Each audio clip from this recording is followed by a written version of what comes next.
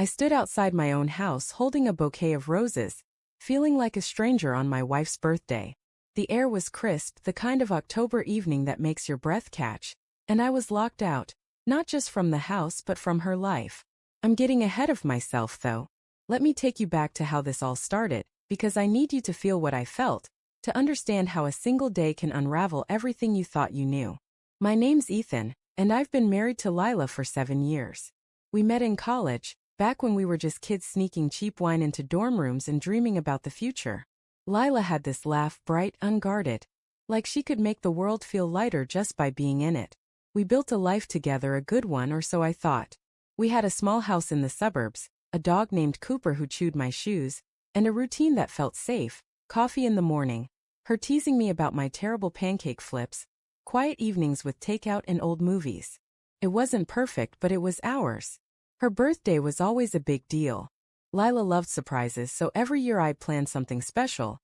Dinner at her favorite Italian place, a weekend getaway, or once a scrapbook of every photo we'd taken since we met. This year, her 32nd, I'd spent weeks planning. I'd booked a private chef, bought her favorite roses, and even got a necklace with a tiny sapphire, her birthstone. I wanted her to feel loved because lately she'd been distant.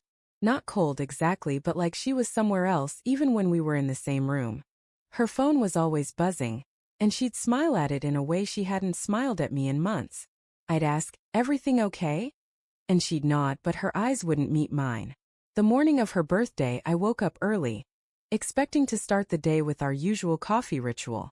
But Lila was already up, sitting at the kitchen table, her face tight. "Ethan," she said, her voice flat, "I need you to give me some space today."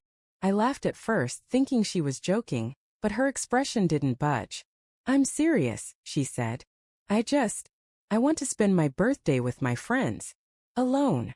Her words hit like a punch I didn't see coming. I stood there, coffee pot in hand, feeling the ground shift. "Okay." I managed, my voice smaller than I wanted it to be.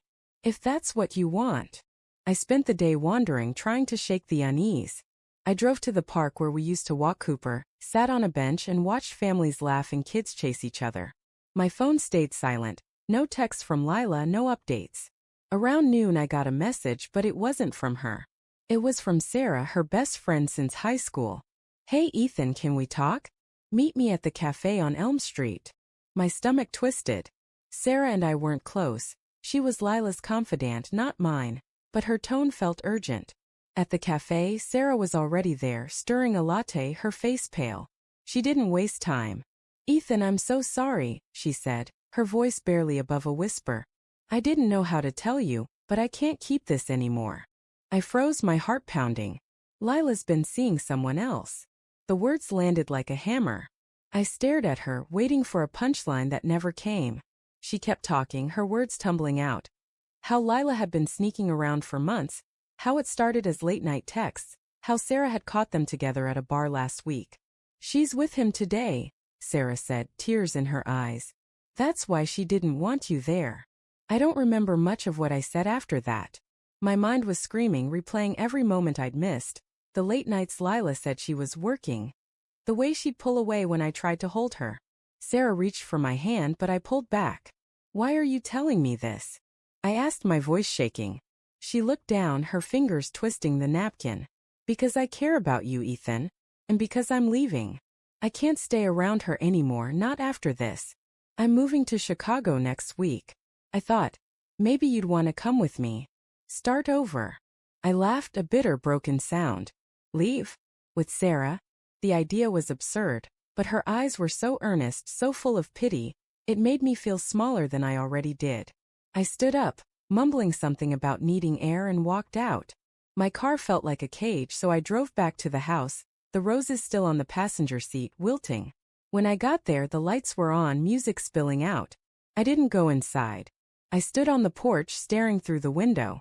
Lila was there, laughing, her arms around a man I didn't recognize. He was tall, with a confidence I'd never had, and she looked at him the way she used to look at me. I don't know how long I stood there, but eventually the door opened and Lila froze when she saw me. "Ethan," she whispered, her face paling. The man behind her stepped forward, but I didn't give him a chance to speak. Happy birthday, I said, dropping the roses at her feet. My voice was steady, but inside I was breaking. I turned and walked away, her voice calling after me, but I didn't stop. I couldn't. Every step felt like tearing myself apart, but I kept going. That night I checked into a motel, the kind with flickering neon signs and thin walls. I sat on the bed staring at my phone, Sarah's message still open. I didn't reply. I couldn't imagine starting over, not with her, not with anyone. The life I'd built with Lila was gone, and I didn't know who I was without it. I thought about the necklace in my pocket, the one I'd never give her now, and I let myself cry. For the first time in years I let it all out. Days turned into weeks. I moved into a small apartment, started seeing a therapist, tried to piece myself together.